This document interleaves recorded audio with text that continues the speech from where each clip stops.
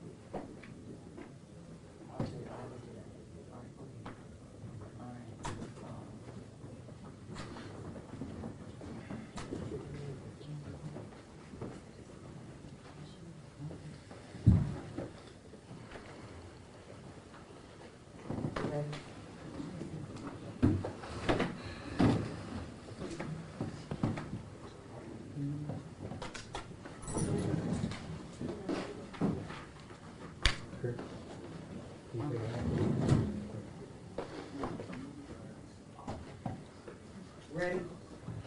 Carlo Barton. Mr. Ambrose, this is your motion.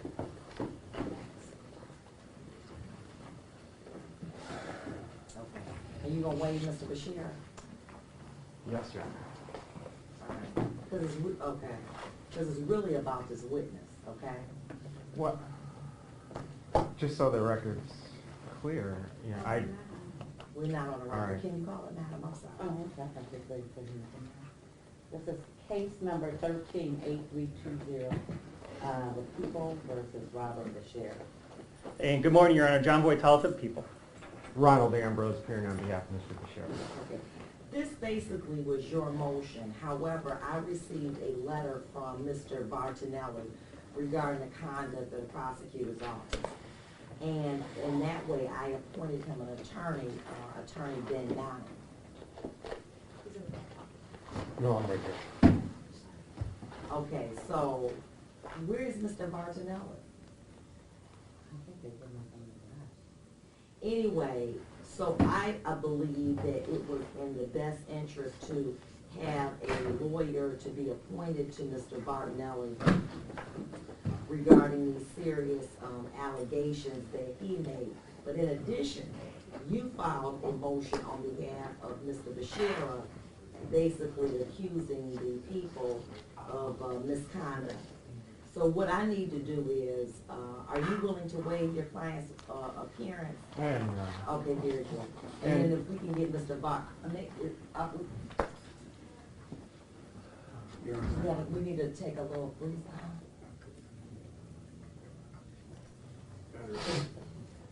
When I have been substituted in, I wish to offer an argument on behalf of Mr. Bartonelli regarding. Oh, he's coming out. Media. He is coming out and they have a right to be here. May I offer an argument? Okay, so you substituted in? I'm not sure you have done that yet, but that's what's intended. Well, he needs to come out here so that I can figure out what he's going to do. May the cameras be turned off? No, until they then? not. I wish to offer an argument. No, I'm not, because you're not even on the case. Have you signed the substitution of attorney, sir? It hasn't been entered. And I want to know what he wants to do. Okay, Mr. Bartonelli, Yes, ma'am. step forward. How are you doing? Fine, I got a letter from you. yes, ma'am. Okay. Now, here's the situation. I appointed you a lawyer because of the nature of the letter. Do you understand that? Yes, I do. Okay.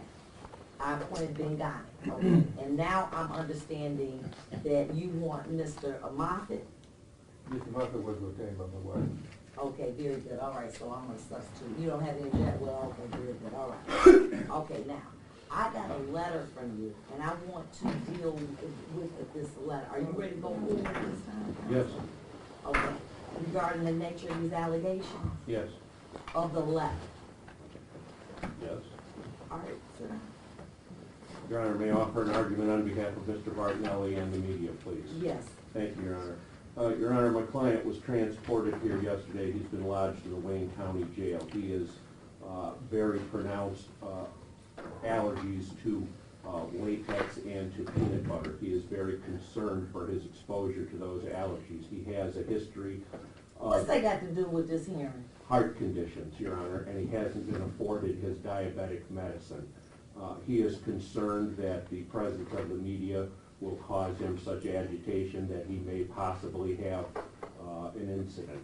He is asking that Your Honor permit him to testimony without the media portrayal, and if Your Honor does not order that, he has asked me to ask the media if he would voluntarily relinquish the opportunity to tape Mr. Bartonelli during these proceedings.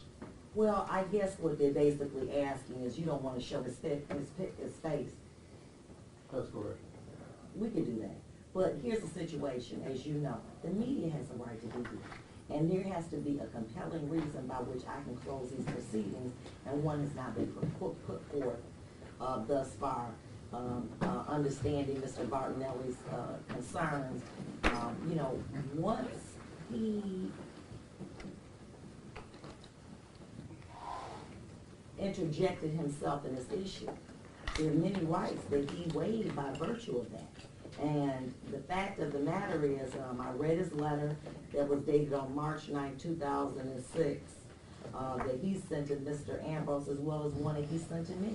And the fact of the matter is that he is the alleged affiant and prepared the affidavit from Mr. Gentz, which is very critical here.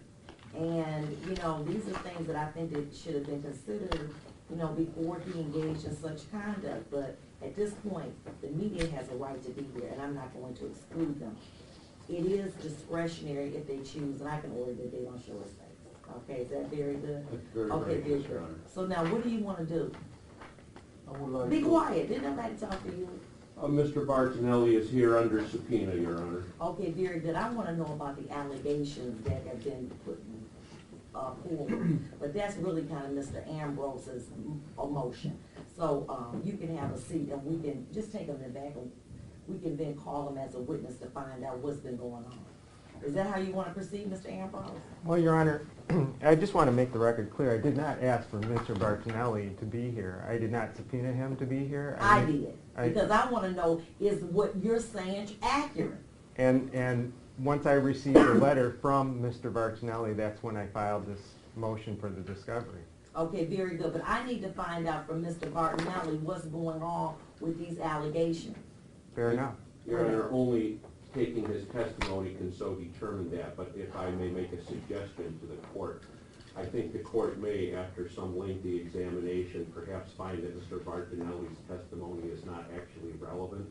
He does not know the truth or not of what is in the affidavit. He merely prepared an affidavit in accordance with what was said to him. I believe his testimony is not relevant because he cannot say whether or not it's true. He just acted as a paralegal in rendering the form of what was said to him into a document. Okay, well, we need to know, did he take the affidavit from, did he prepare the affidavit from Mr. Gentz? And we can take that testimony yesterday. I understand, Your Honor. Okay, Mr. Ambrose, is that your understanding of what's going on? Fair enough, Your Honor. Okay, young man, raise your right hand. You solemnly swear affirm testimony about the goodness and the truth, the whole truth, nothing but yourself you got. Yes, I do. Take a stand. May I stand near him, Your Honor? Yeah. Thank you. Spell your first and last name, I'm sorry. Carlo Bartinelli, C-A-R-L-O, V as in Victory, A-R-T-I-N-E-L-L-I. All right, go ahead. Mr. Bartonelli, you're currently housed where? I would like to respectfully submit at this time. You gotta say where you are, where you're being housed now. I'd like to play my Fifth Amendment, not to testify. Well, the court is not gonna grant it. Go ahead. You're currently housed where? Macomb Correctional Facility. And there's a period of time where you were, Joseph Gentz was housed also at that facility? Yes, I did. Can you tell the court how you became involved with Joseph Gentz? Mr. James was housed in the same unit, housed in Unit 1 at the Macomb Correctional Facility.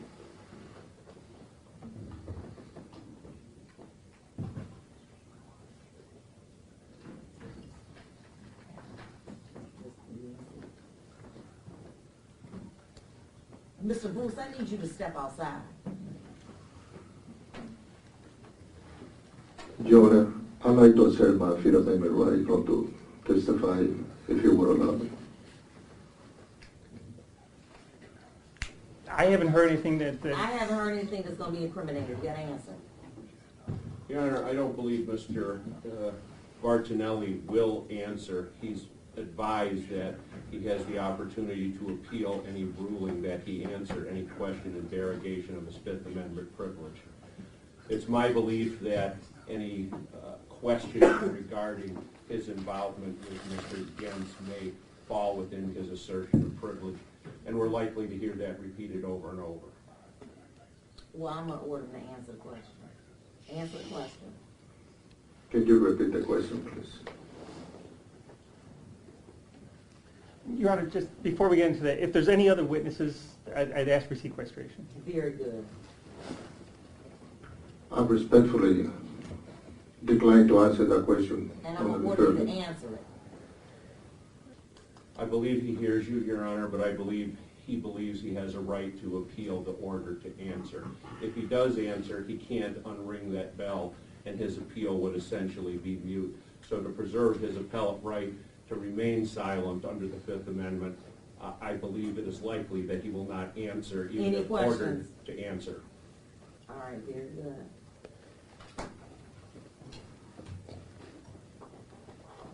Mr. Bartonelli, you signed your own affidavit in this case, is that correct? Yes, I did. Do you stand by that affidavit? Yes, I do. All right. If I did, were you at one time approached by Mr. Gens? I didn't hear you. At one point, you were approached by Mr. Gens, correct? Several times. All right. He sought you out, is that correct? Several times. All right. And what did he ask you to do? He asked me to, he handed me some piece of written papers and asked me to prepare it out, if I would type the affidavit for him. All right. And do you recall when you were first had contact with Mr. Gens? Do you remember, sir? Vaguely, it could be months, but the last 10 days he was very persistent. The last 10 days of what? I don't know. What month? The last 10 days before I typed the affidavit down. That's what. Okay. So you were first contacted by him in March. Is that what you said? No, really. He used to live next door to me. Okay. And in fact, one of the things that I shared with my attorney is why everybody that he has told the same story and he insisted in helping them is not here. I just happened to be the person that accepted to, he that really defeated my patience, and I said, okay, I Now, help wait a him. minute, hold on for a minute, because your accent is so heavy. You said he defeated your patience? Yes, ma'am. Okay, what do you mean by that? Because I refused to have any involvement to help him, and he was insistent. And what do you mean when you say insistent? Like, what did he do? The cell door says he lives next door to me. Okay. And he would look to the window and I start the window and I'm sleeping, or, I got a bad heart condition, so a lot of times, I just lay down. And I don't do too much legal work now, except my own, because I'm trying to prove my innocence. So I told him, I don't have the time to do that, to prove my innocence. So he would bang the door in my bunkie. In fact, got very uncomfortable about it. And living with somebody else, you have to respect the space. Right. So Mr. Williams, his name is Williams, and he asked me to tell him not to come to the door no more. Mr. James keep doing it, so as he was moved from the part of the unit. Mr. Gens was moved. Yes, and I think he was segregated for other reasons. I'm not aware what So reasons. he kept hitting on that window. No, not for hitting on the window, but he was segregated, I think, because He kept hitting on the window and that was agitating you, is that correct? Yes, ma'am. Okay, so then he got moved. Yes. Then how did the affidavit come about? The affidavit, from the time that he used to be my neighbor, from that time to the time nearing to me typing the affidavit, it was like 10 months. And then the last 10 days, I sat down in we call it the day room, and drink coffee in the mornings with Mr. Rogers Harris and myself. And he will come over there and just stare at me with the papers in his hand and ask me when you're going to do it. When you're going to do it. So I said to him, I'm going to do it sometime this week. From there, the last day, the day that I was ready to type it, I said, yo, let me tell you. One question, you say he has some papers in his hand. Yeah, he's reading the statements, what I typed in the affidavit. Oh, so he has some papers that he wanted you to type? Yes, Okay. And Yes. that's what you did? yes, what I did, All man. right. Anything, Robert? Yes, and you typed up this affidavit for him? Yes, I did. Well, I typed what he's reading the statements with the exclusion of trying to, correct his orthography and his typos. I don't hear I'm deaf on both ears. I just was tested, and that's why my speech is, kind of strange, but it's because I'm deaf and I don't have a hearing aids. Okay, now what's going on here with the allegation about the prosecutor's office was calling your wife? My wife, I talk to my wife almost on a daily basis, Jonah. Okay. And she informed me that some people has been stalking her in some car, and they've been following her. And I say, Following her? yes, Stalking her? yes. And I say, who it is? She says, I don't know, but they've been calling me. They say they got a subpoena, so I don't. What do you think of subpoena? I say, I don't know, but if it is a person that's got a legitimate reason, will come to the door and knock the door, and no calling you on the phone and doing these things. How many times did that happen? I would say if she told me at least a couple, 3 times to be calling me. Oh, okay. All right. Okay, go ahead.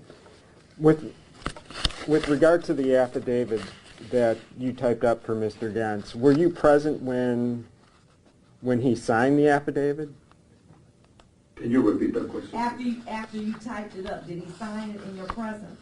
I gave to him an original and a copy, and he took it to the consul's office, and he has to raise his hands Okay. and type it himself. I don't participate on that area. Okay, but basically everything that he put in it, you don't know whether that's true or not. You just typed it up because he was getting on your nerves, right? That is correct.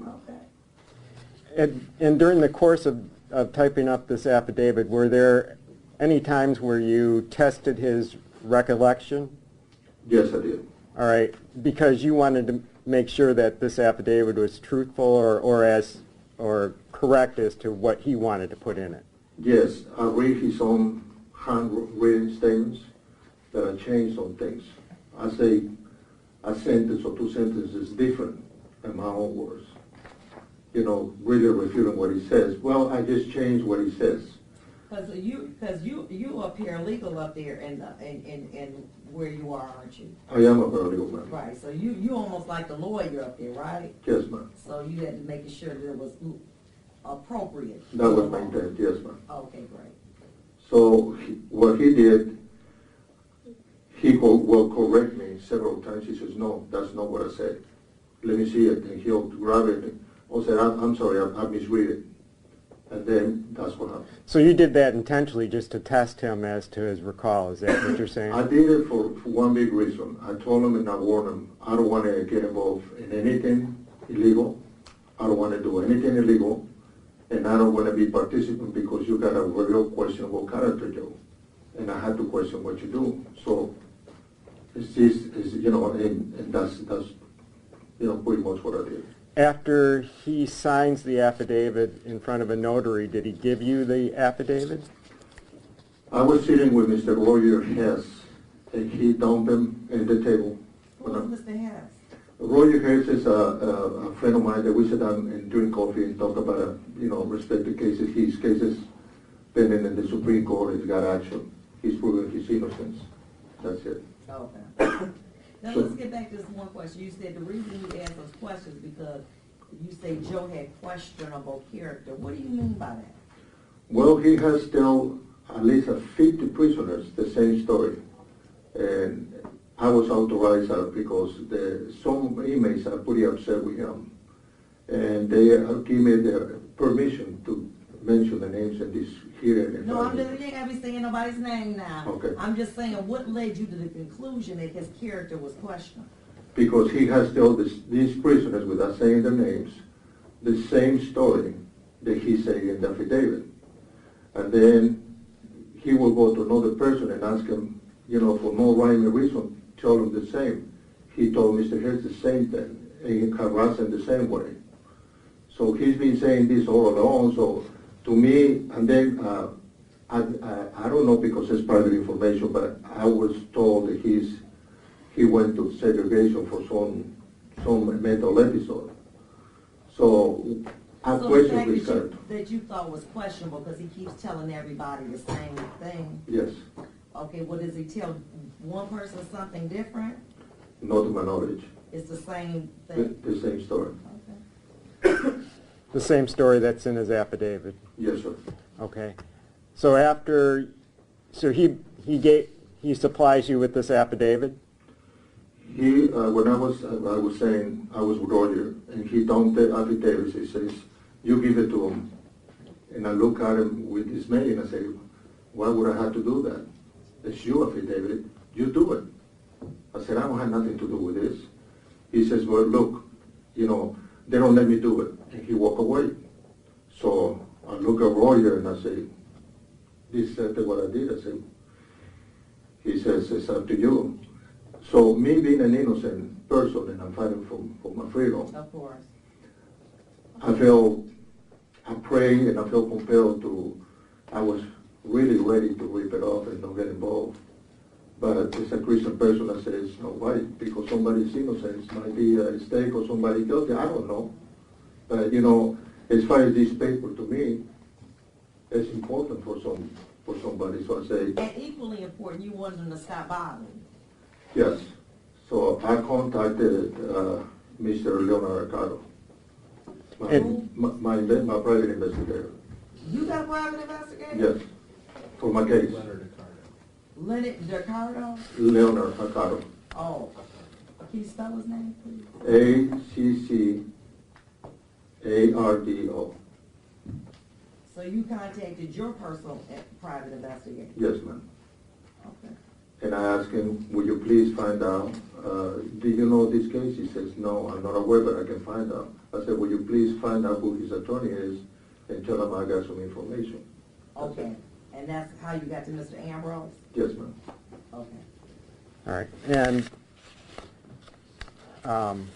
then we met at the jail, Yes. at the prison, Tacoma Correctional, correct? That's correct. And at that point, you showed me the affidavit, is that accurate?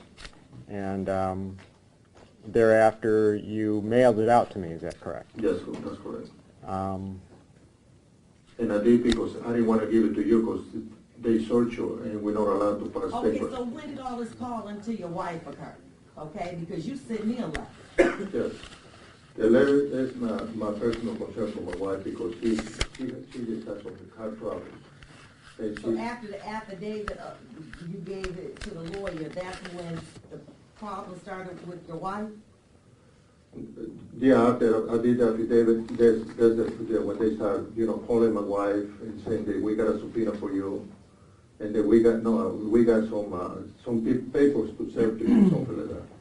And she was very upset, and I said, what it is? I said, I don't know, honey, but, just... And you said that happened on more than one occasion? Yes, I will be conservative and say at least 3. Okay, so at least 3, okay. And Mr. Bartonelli, what does your wife know about this situation? Nothing. I have nothing further on it. Anything you want to ask him?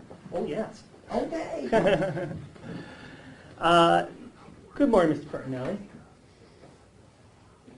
It is good morning. Good morning. Good morning.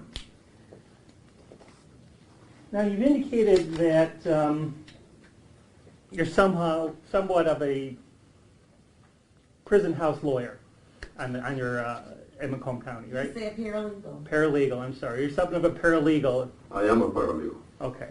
And so it's not uncommon. Yes. I got my diploma. Okay. It's not uncommon for people to come to you and with their legal issues and for you to No, help them out with that. No, no. And then you connect them with attorneys and private investigators like Lenny, right? Yes. And sometimes the people that you assist and their families, sometimes they provide you with some type of compensation, correct? No. So you don't get paid to do this? No, they reimburse me for my typing paper, doing my ribbons, and some of them give me on their own, sometimes 5 bags, of coffee or something like that, and I said, okay, But you get something in return? yes, ma'am. Okay. And they're using, and so the attorneys are charging them directly? Or are you providing these attorneys for them? No, I give them the names of the attorneys, and then they contact the attorneys. Okay. And also Lenny. Lenny helps them out too, right? Who is Well, Lenny? I'm sorry, Mr. Arcardo. Okay, Yes. that's your private investigator. Yes, ma'am. Okay. Okay. You know who I'm referring to when I say Lenny, right? That's correct. Okay.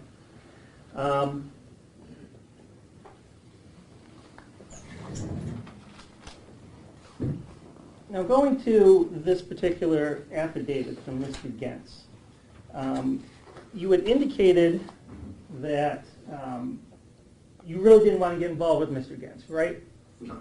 Okay, and he just kept pestering you and pestering you and pestering, saying, I want to tell the truth, right? Not just me, a lot of people. Okay, but specifically to you. Just ask what what he did to you, okay, please? Yes.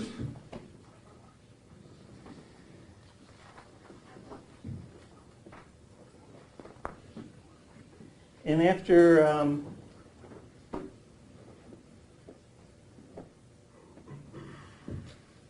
sorry, let me go back to one. During your time as a paralegal for these other prisoners, sometimes you get information, and you provide that to the prosecution, correct? Information like what? Okay, for instance, and unfortunately I haven't been able to give Mr. Ambrose this before, but I'll give it to him now. You've approached the prosecutor's office, and I'm approaching you with these 2 letters. You've approached the prosecutor's office with information about the Oakland County child killer, correct? Well, there is a reason why I did that.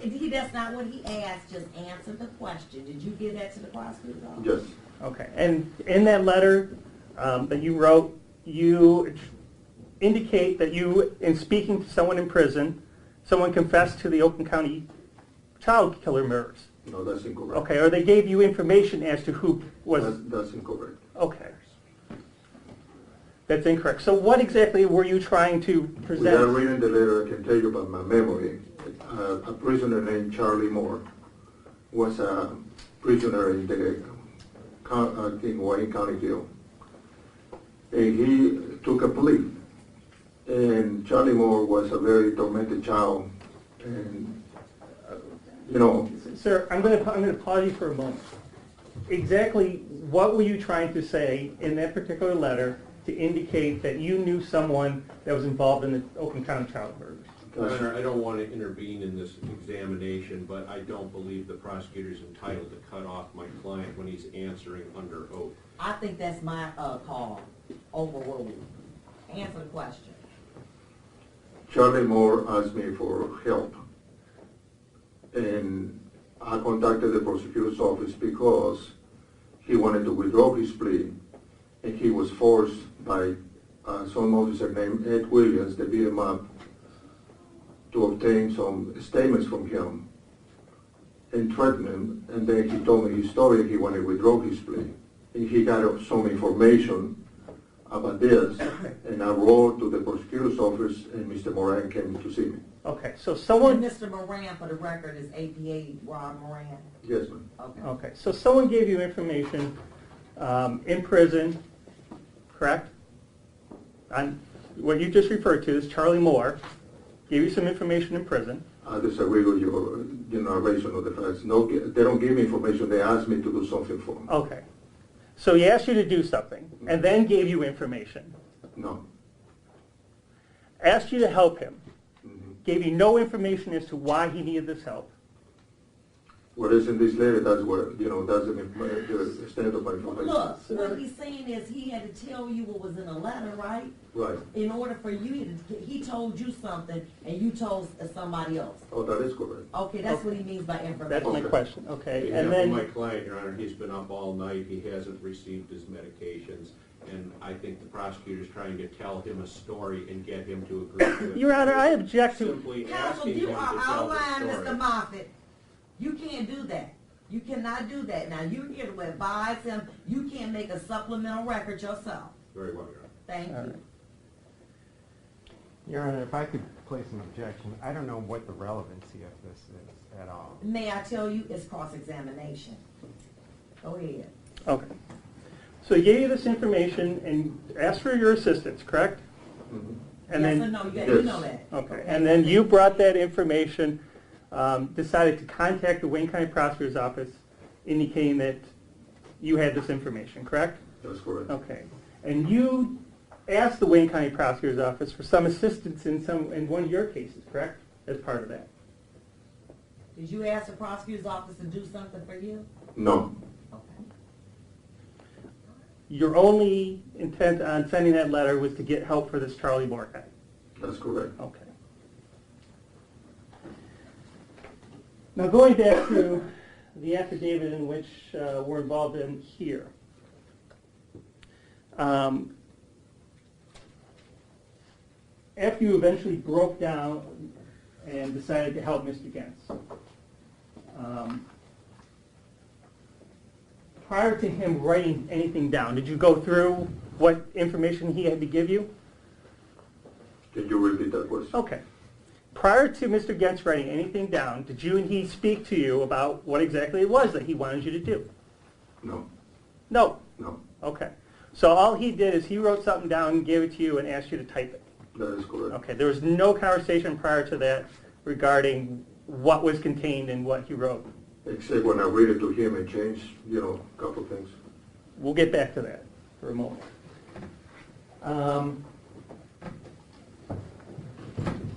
Now you stated in your affidavit that the original, I think it was your affidavit, that originally Mr. Gens had written something along the lines of 12 pages handwritten, correct? Initially, yes. Okay, and you told him, edit it, make it shorter, right? No, I didn't tell her edit it. I didn't use those words. I just told him, I said, listen, Joe, I'm not trying to write your life story over here. I don't have the time for that. Tell me what the facts you wanted to write and break it down, cut it down to whatever you really wanted to say that is relevant, that you think has to be relevant to what you say, and give it to me. Okay. So he went back and edited himself, correct? And he got it shorter. I guess so. I don't know. Okay. I wasn't with him when they did it. Well, the next time you see him, does he have papers with him again?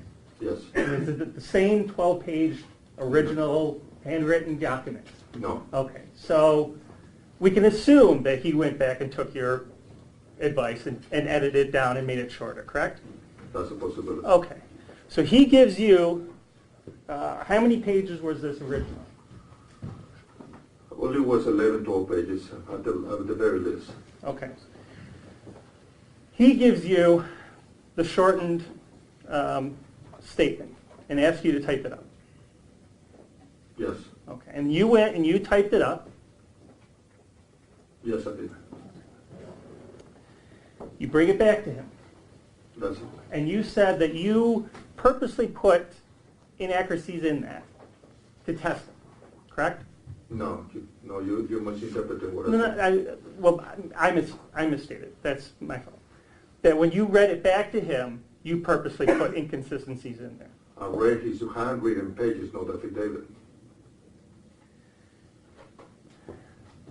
When you read his handwritten, well, let me go back here. When was it that these inaccuracies that you read to him, when did this occur? Was this before you typed it or after you typed it? Before I typed it. Okay, so before you typed it, you read you tested them with the inaccuracies, correct? That's right. Okay. And after typing it, did you do the same and read back to him and then provide the inaccuracies? That is correct. Okay, so even after you typed it, you also, read it back to him with the inaccuracies to test him. Can you repeat that? After you typed it, did you read it back to Mr. Gens and say, is this what your affidavit is? Did you read it back to him? No, I give it to him. Okay, you just gave it to him. Typed it up and gave it to him. Yes, ma'am. Okay. And when you gave it back to him, for some reason, his name is John Joseph Gens rather than Joseph John Gens, correct? Do you know? What's his name? I believe it's Joseph James. I mean, like I told you, I don't associate with the guy too much. Do you want to see his affidavit and see what name you used? Yes, if you would. Okay. Do you have a copy of that, Mr. Yes, thank you, Your Honor. I didn't want to leave to do that. I'd like to. Well, we won't ask any questions while you go get it. Thank you so much, Your Honor.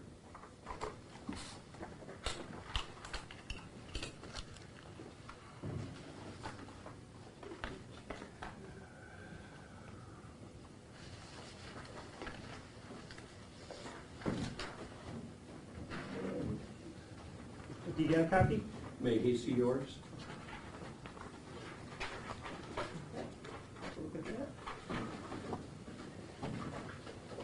And you would agree with me that the name that's put down on that is John Joseph Gens, not Joseph John Gens. That's correct. Okay.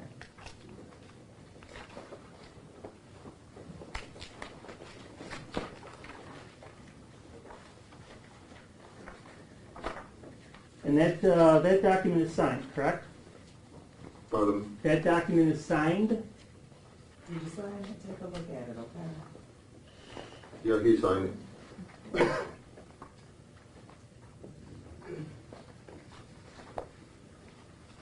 And the line where he signed it, it also states John Joseph Gens, correct? That's correct. Okay.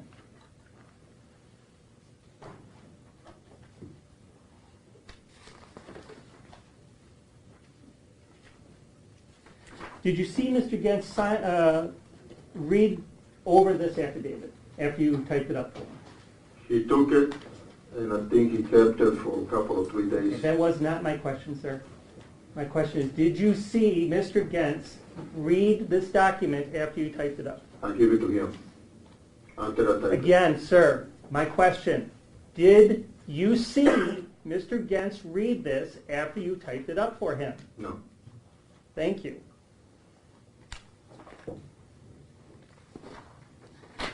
Now, in the prison, how did Mr. Gens refer to you? Did he refer to you as Carlos? Did he refer to you as Mr. Vartinelli? How did he refer to you? Carlos. Carlos, okay. And you have a middle name, correct? That's right. Okay, what's your middle name? Ramondi. Okay, did he know your middle name? No. Okay. So in this affidavit, you're referenced in that document I gave you, correct?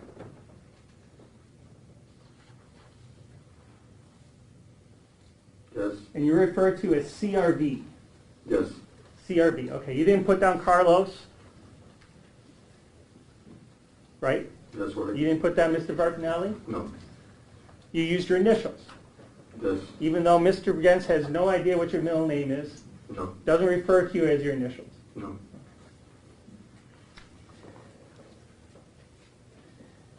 Now, you've indicated today that you typed it up.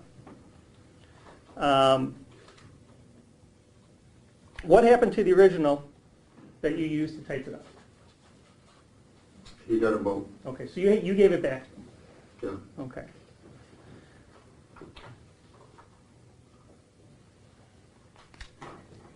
And after you typed it up,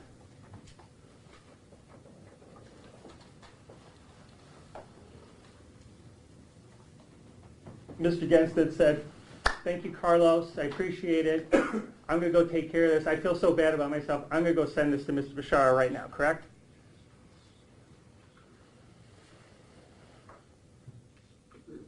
You're not reading the story. You asking me a question? I did ask you a question, yes. What was the question? The question was, after you typed this up and you gave it back to Mr. Gentz, he thanked you and said, thank you for doing this. I feel so bad because Mr. Bashara is innocent. I'm now going to send this to Mr. Bashara, I correct? don't know where you got those words. It's not what he said. I'm I'm paraphrasing. sorry, he's cutting the witness off. Please don't do that. I'm sorry, Your Honor. I'm paraphrasing. Not those exact words that he used those. Well, if you ask me to testify truthfully, I just want to testify truthfully. Okay.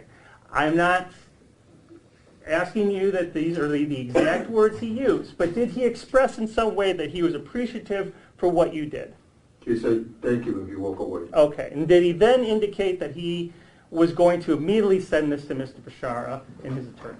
He didn't indicate anything to me. He just took it. He just took it. Okay.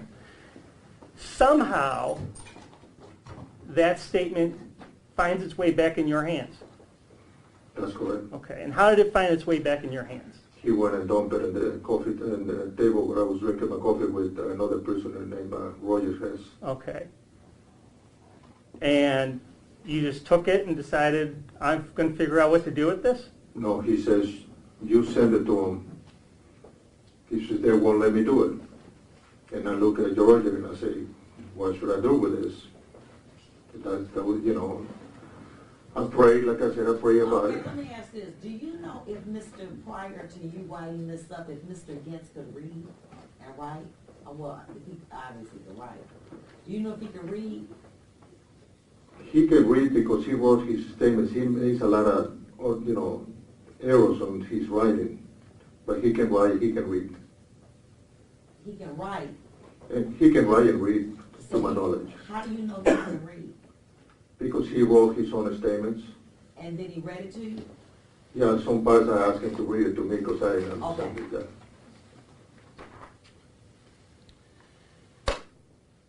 So he just dumps it and says, you send it in. Yes, Okay, so this person who you didn't want anything to do with, now he's dumping you one more thing upon you, correct? Well, he said he prayed about it now. Okay, well, we're getting before the praying, Your Honor. Okay, before the praying.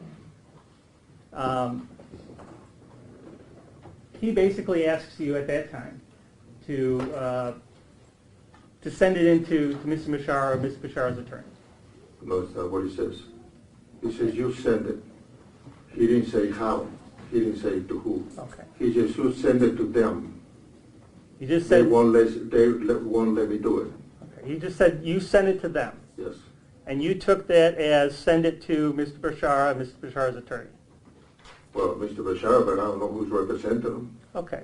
So you took it at that time to try to find out who was representing Mr. Bashara. That's correct. Okay. And you contacted Lenny at that time. That's correct. Okay. And you wanted Lenny to find out. Okay. That's correct. All right. And how did you do that? Did you do that by phone or did you meet Lenny in person? No, I did it by phone, and I told him that I needed to, you know, I needed to talk to him about this, and he came and see me. Okay. He Who, came. Lenny came and saw you? Yes, ma'am. Okay. So you contacted. I'm just repeating what you said here. Is you contacted Lenny Yes, and said that you need to talk to him about this affidavit, correct? yes, And then he came and saw you. yes, Okay. Lenny did. yes. All right. And present at that meeting with you and Lenny also was your wife, Deborah, correct? No, Okay. Is that the only time that you met with Lenny in person prior to sending in the affidavit? prior to sending the affidavit, I met with Lanny once in a non-contact room. Okay. Sir, I'm going to show you a record, and let me show it to Mr. Ambrose first. This is the prison record.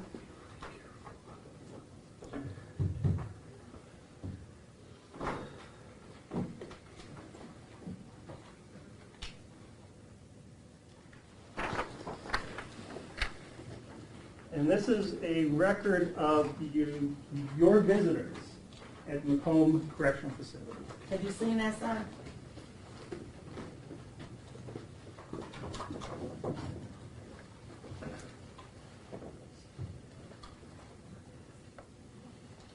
That's correct. Okay, and then does that show that the only meeting that you had with Lenny during the time of period involving this affidavit was on November 23rd, 2015? No, sir, when I called him, and I told him I You needed gotta to say, see him. Mr. Vietnam, Yes, Bartonella, you have, when you say he, would you just use the name? You know, because, you know, is it he, is Lenny, is, when you say he, just use the name, okay? Okay. Thank you, go ahead. When I contacted Mr. Arcaro, Leonard Arcaro, I told him I need to see him. He told me that he was going to come to see me, so my wife wanted to come and see me. But Mr. Arcaro was not able to come in with my wife because he got some medical device. So my wife came and see me first, and I say, "Where is Eleni?" She says, "They didn't let him come in." I said, "Why?" Because he's got some device. So I visited with my wife for, I don't know, an hour or so, and then she went out. And then I went to the non-contact visit and talked to Mr. Arcaro about the affidavit. Okay, and that was on November 23rd, 2015, correct? That's correct. Okay, and you spoke to Mr. Arcaro at that time about this, what you should do with this affidavit? Yes, I did. Okay, thank you very much. You also made a phone call on November 26th to Mr. I think your attorney is guessing where I'm going with this.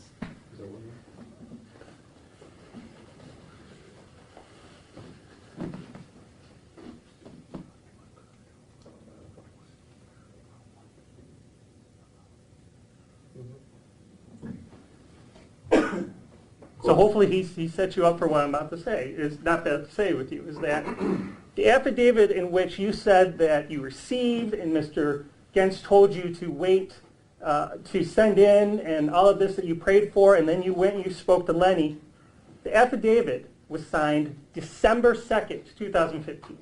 Mm-hmm. Yes Is or that no? yes? You understand this question?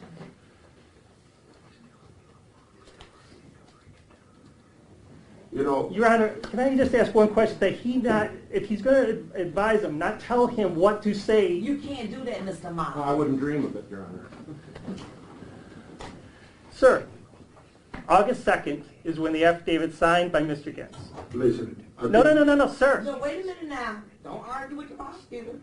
Go listen. My question is, the affidavit you have in your hand, signed by Joseph Gens, December 2nd, 2015, correct?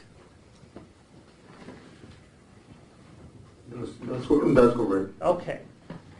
So it would seem to reason that you would not have had that affidavit in order to pray about it and talk to Mr. Ricardo until after December 2nd, 2015. No, sir, you got it wrong. How do I have it wrong? I talked to Lanny about this, and I say, this guy has been bothering me with this issue about this case. He's been asking me to sign, to prepare, because he wants to sign an affidavit. I don't want to get involved, Lanny. What should I do? He says, well, you need to pray. You know your innocence, and we know about your case. So you need to do whatever you think is right. So you think I should type the affidavit for him? He says, he told me, says, pray about it and do what you think is right. Okay. So this was the conversation you had on November 23rd in person with Lenny in the prison. Well, I don't know if this conversation, this visitation was about this, because he comes and see me about my case. Okay. It may not come to us, it may not be a big surprise to you, but your prison calls are recorded, correct? Yeah, that's correct. Okay. Every time you get on the phone, it states that these phone calls are being monitored and recorded. That's correct. Okay. Do you recall that you made a phone call on November 26th to Lenny? It could be. I call him all the Okay. time. And in that phone call, you told Mr. Arcaro, contact Mr. Bashara's attorney. I have some information that he's going to want. On what day? November 26th, 2015. That could be. Okay. Which again, before December 2nd, 2015? Yes Yeah. or no? Yes, yeah, I don't see that. Just answer the question with. Yes.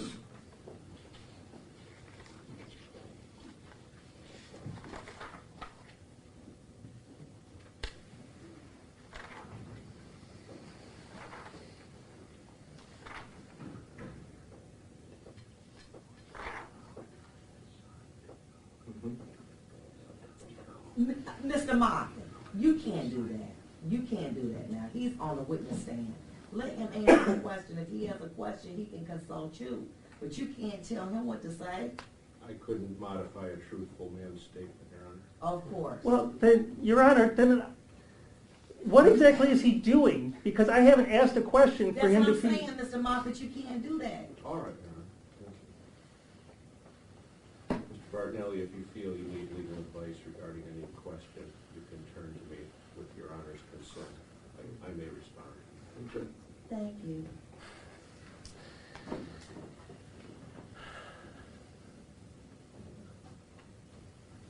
This information that you have about your wife being followed, you don't, Stalked. I'm sorry, stalked. Mhm. That's information your wife gave. You don't know anything about that, right? What do you mean, I don't know? That's just things that she told you that, but you don't have any first-hand knowledge of her being stalked. I believe my wife. Okay. Well, you don't know personally if somebody was following her. That's the No. question. And you don't know who it was that was allegedly stalking her. No. I don't think any further questions, Your Honor. Read the record.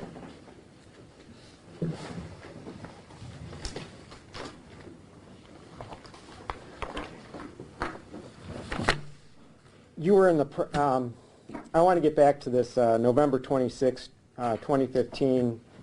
Do you recall that your exact conversation with Mr. Arcardo?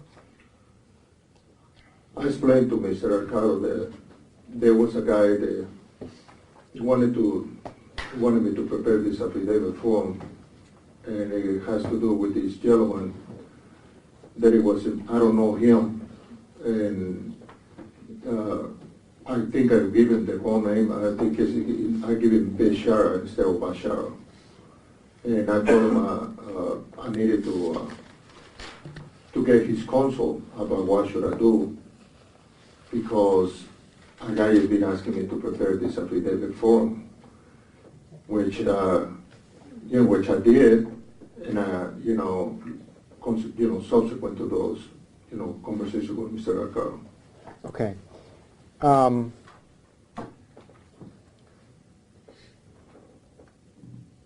Once you received the affidavit, did you also talk to Mr. Arcardo? Yeah, the affidavit, I received it a considerable time later, because like I said, he took it and he kept it with him All right. for days. All right. And do you recall when he placed it on the coffee table where you were at? Do you recall the date or whereabouts approximately? No, but if you, I'm pretty sure if you subpoena the videotapes, it should be there. Okay. At any rate, you asked Mr. Arcardo to contact Mr. Bashara's appellate attorney. Yes, I did. All right. You didn't know who it was. No, Have you ever met Mr. Robert Bashara? no. Did you know anything about his case, or did you know something about his case? I did read, not read, but, watching the news in the day room. And then somebody pointed out that it was some kind of a, he killed his wife or something like that. That's what I might have said at the time. Later on, I learned more about it because I read the newspaper. All right. Did Mr. Bashara ask you to help him out at all? I don't know that man at all. All right. Did anybody from him ever ask you or to help him out at all? I don't know him, I don't know his family, I don't know anybody acquainted to him, I don't know anything about him. All right. I have nothing further, Your Honor. Okay, you can sit down. Actually, Your Honor, What? I've just been reminded of something that occurs to you. Now, you stated that you had, you spoke to Lenny after the affidavit on December 2nd, 2012. That after receiving the affidavit in 2000, of the one that signed 2012, I apologize, I keep saying 2012. After receiving that affidavit from Mr. Gens, the December 2nd, 2015 affidavit, you spoke to Lenny about trying to get in contact with Mr. Bashara's appellate counsel. That's correct. Okay. And did you indicate to him that you were willing to provide this information, but there are certain conditions attached to it? Do you recall saying that to Mr. Ricardo? Yes. Okay. What exactly were those conditions that you were placing? That I don't want to get involved on this. I don't want my face smeared on the TV.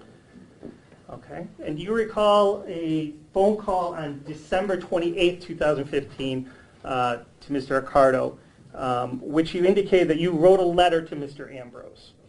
That's Mr. Bashara's appellate attorney. I don't recall, but it could be. Okay. And did you write a letter to Mr. Ambrose? Yes, when I sent the affidavit. Okay. Now, in that phone call on December 28, 2015, do you recall telling Lenny that you had asked that your investigator needs to be paid? The what? That your investigator needs to be paid. That meaning Lenny. That Lenny needs to get paid.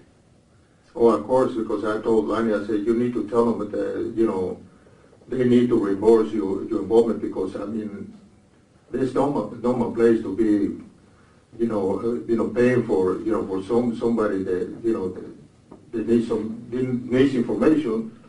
I asked Mr. Ricardo to do it for me, but I asked him, I said, will you please tell them if it's possible that they compensate you for your time because I feel bad, Lenny, Okay. And that was among the conditions of you providing this was that Mr. Ricardo get asked for some type of money, get compensation. It was no condition. It Okay, was. but you stated there were conditions. Well, your interpretation of conditions and my interpretation of conditions or stipulations is different. I just say I would be pretty much rather, what I mean by that is I'd be pretty much rather for Lanny to be compensated because as it is, he has been working in my case for a long time and I keep paying him as I can to prove my innocence. So I don't see why he shouldn't get compensated for what he did.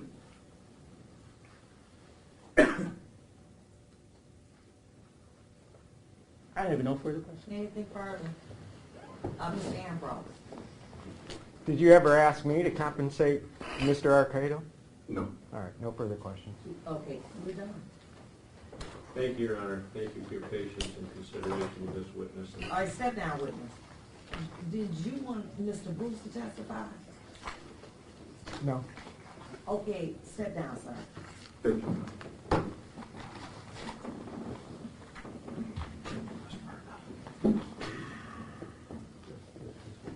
They have my papers back. Thank you very much. You can take them back. Yes. I don't feel good.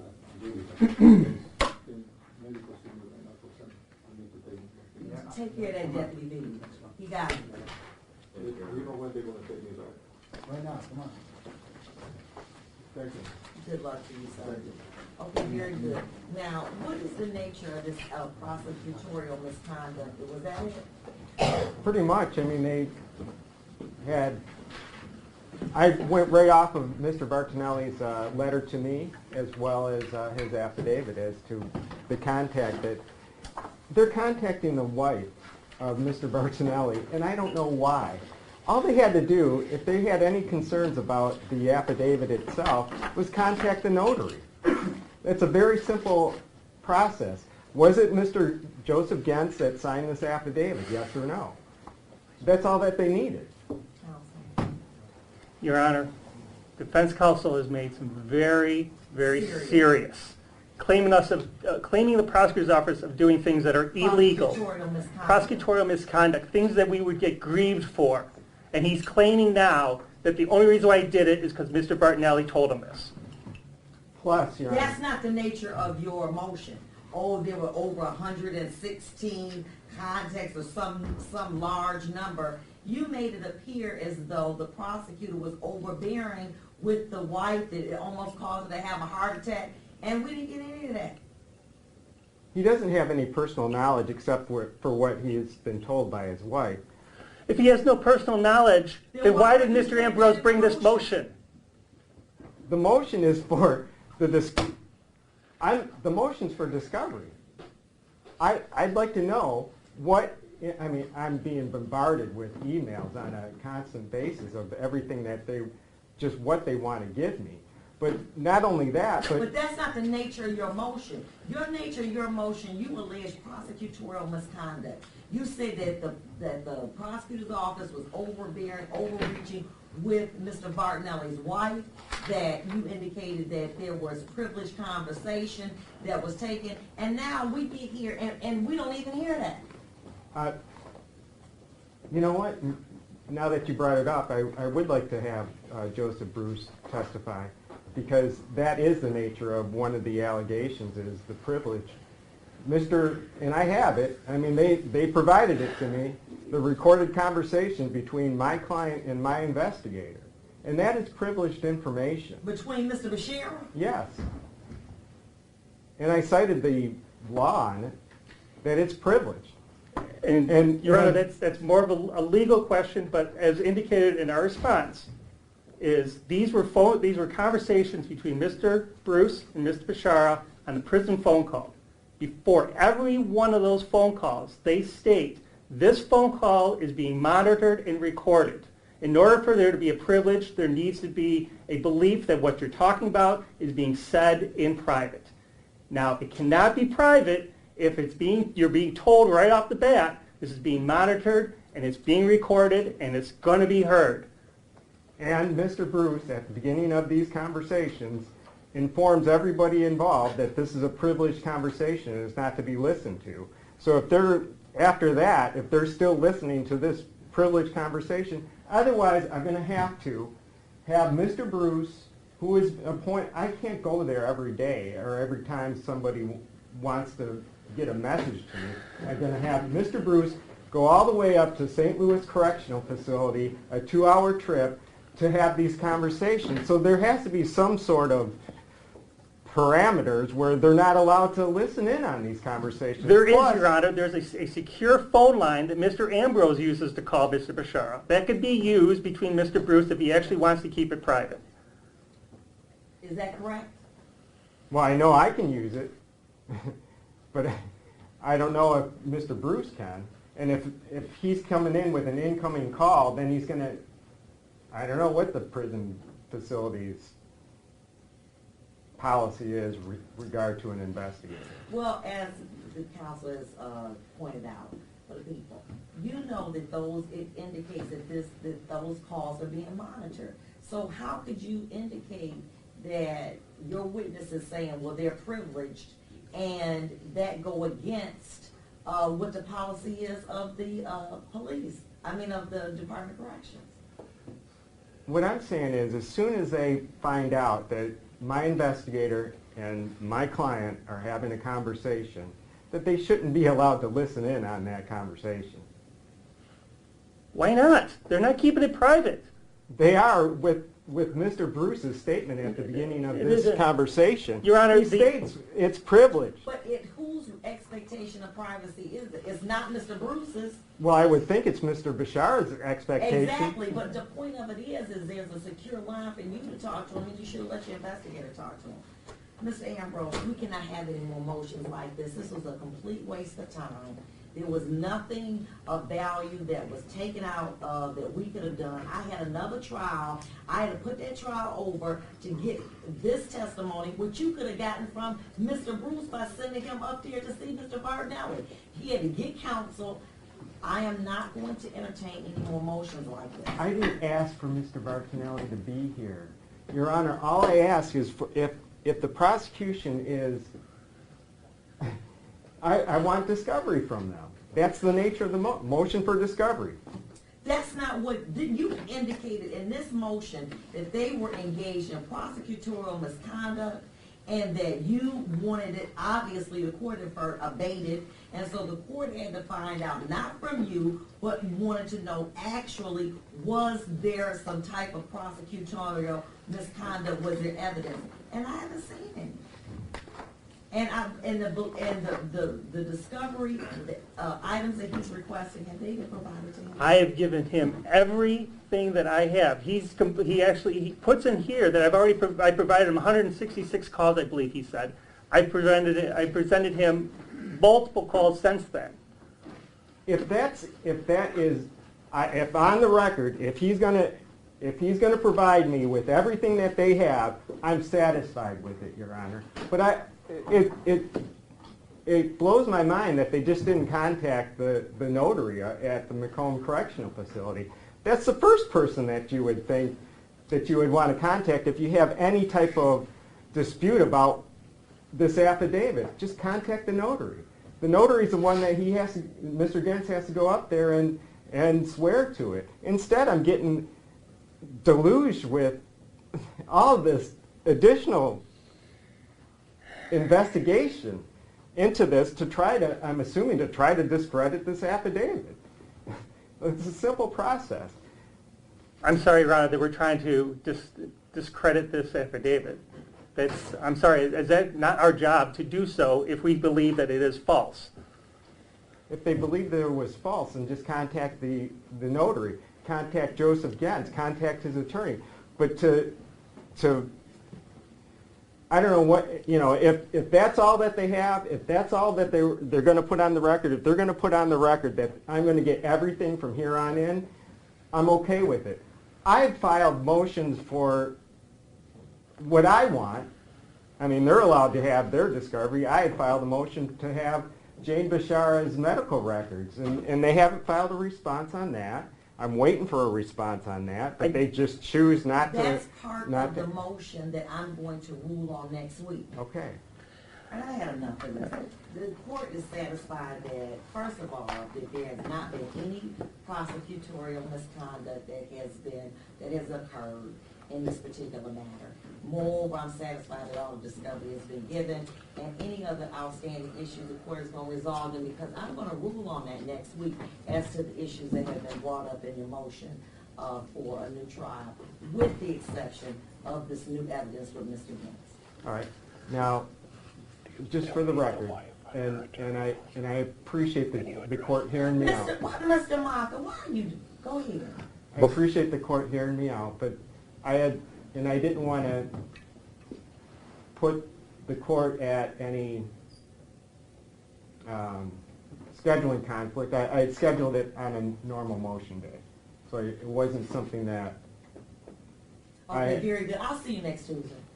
Fair enough. And at that time, are we going to have a decision on Mr. Gentz's writ? Mr. Gentz will be here. Oh, he will be here. Okay. Thank you, Mr. Martha. For some reason. I don't think we need her for this testimony, but I think we want to speak with her. Your Honor, Tuesday, the 12th. What do you want me to convey to her? That we would like to speak with her and take a statement from her. Let me get our investigator to, since she is here, let's see if I can get my investigator. You said the wife is here? Oh, no, she's not. She's going to be here on the 12th? She's subpoenaed Okay. to be here on the 12th. Okay. And we would just like to know if she has to testify, or do we not know yet? I do not, understand if you don't know. yeah, I don't know yet. Let me find out, and then we'll let you know. Strangely reasonable for a prosecutor. It's a pleasure meeting you. Hopefully I will not be returned. I hope so too. We don't think she knows a thing, and you've heard all the conversation. Right.